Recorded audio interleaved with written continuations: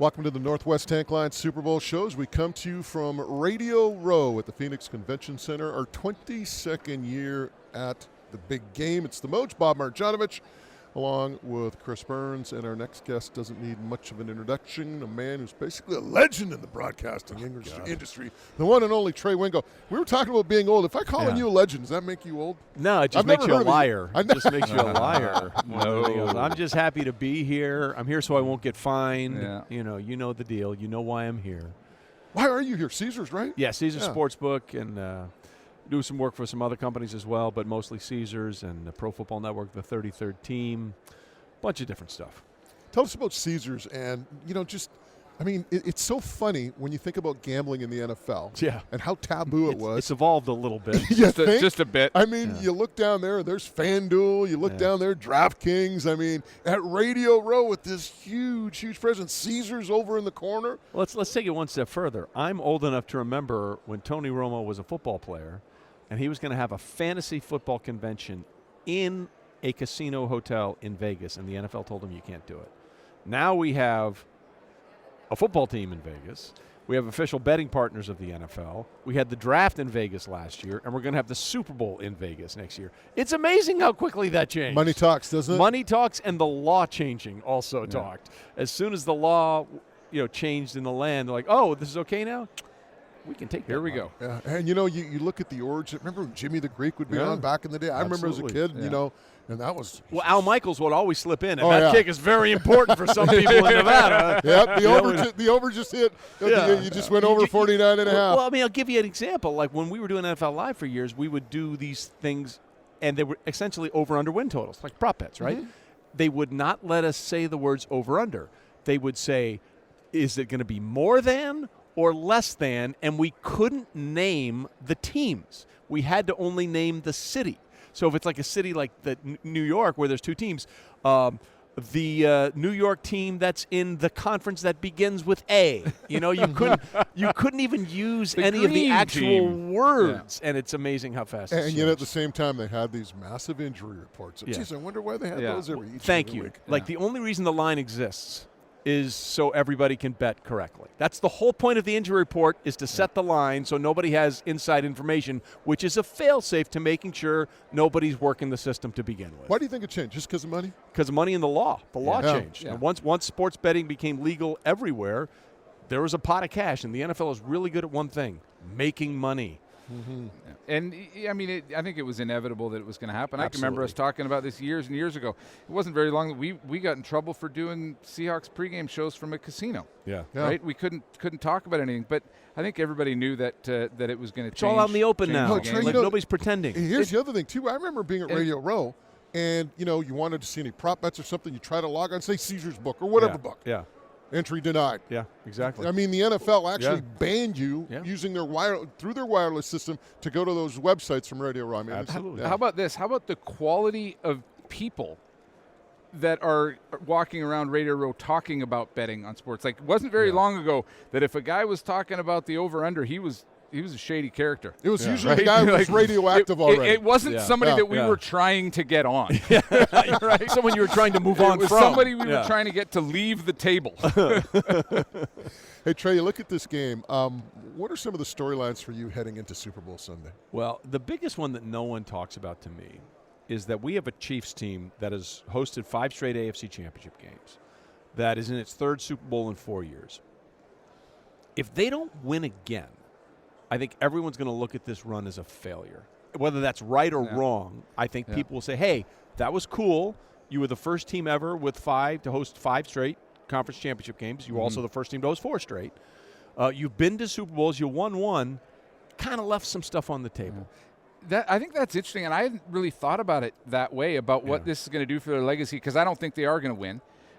But to me, it doesn't tarnish how great I think they are. No. Like, I think if they're 100% healthy, we got a game. I still think Philly wins. That's interesting, because for the 2nd straight day now, the Chiefs' injury report has been everybody who's active played participated. Yeah. I think they're healthier than they've been in a while.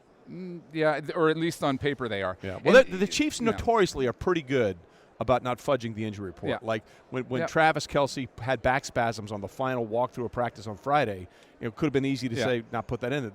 They're usually pretty good about sticking to the script. Yeah, and I mean the big thing is, there are some guys that they would like to have that we know just aren't out there, and we know that their most important guy is not at 100%. Whether he's on the injury report or not. We've talked to a number of people about it. I can tell you from personal experience, I've played with a similar injury to that. I didn't play quarterback. He's going to be okay. He's going to be able to play, but he's not going to be the same player, and that has an impact. But when you look at Mahomes' numbers, guys, sorry for interjecting, but when you look at his numbers are better in the pocket than when he starts scrambling. Listen, so maybe it's a blessing in disguise. It is, as long as they have receivers to throw to. Like I was AFC Championship days old when I realized there was a wide receiver for the Chiefs named Marcus Kemp, and the only reason I know this because everyone else was hurt, and he caught a pass in the fourth quarter for a first down conversion. And Mahomes threw for 326 yards and 2 touchdowns against a really tough Bengals defense. I don't think – I'll tell you what I think nobody else is talking about. I think that the shoulder injury to Hurts is a much bigger deal than the ankle injury for Patrick Mahomes. You look at this game, and when I look at this game, I just don't see any weaknesses with Philly. No, they're a better team. They're the better team. And the one thing that really scares me about Philly is just how good that front is. Well, and how they can get to the quarterback. They have 4 guys that have double-digit sacks, and that's never happened before. That's crazy. Never happened before. Crazy. If you have 1, you're doing well. But here's the other way to look at it. If you go, and this is not their fault. You can only play who you play. You go down and look who they've played. Okay. In the regular season, the best quarterback they faced was either Dak Prescott or Kirk Cousins. Okay. Then in the playoffs, they start with Daniel Jones. All right. Then in the NFC Championship game, Brock Purdy hurts himself on the first offensive series. They haven't played a dude. No. The Chiefs have played Joe Burrow twice. They've played Josh Allen. They've played Trevor Lawrence. Now the Eagles did play Trevor Lawrence, I think, week 2 or 3 in a monsoon, and the Jaguars weren't good then. They haven't played a guy.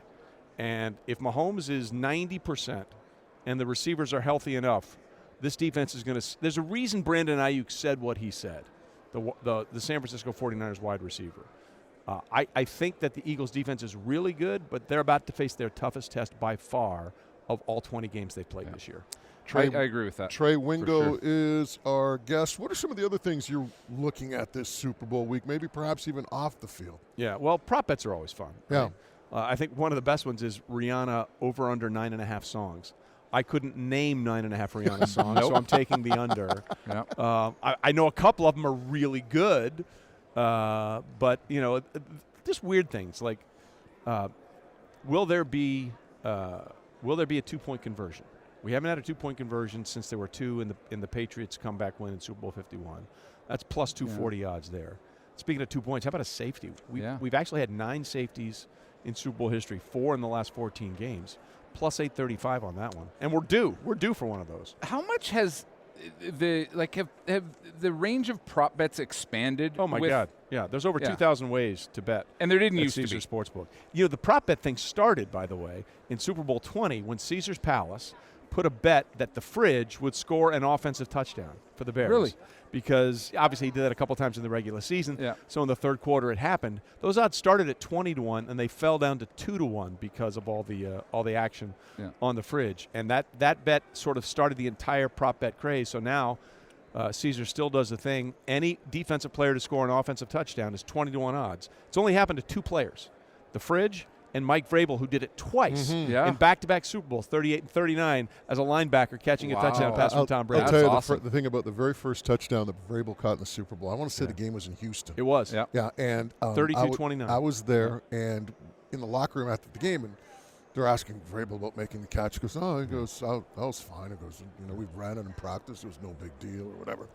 The next day, Brady's got his MVP press conference, and they asked Tom, the touchdown pass to Vrabel.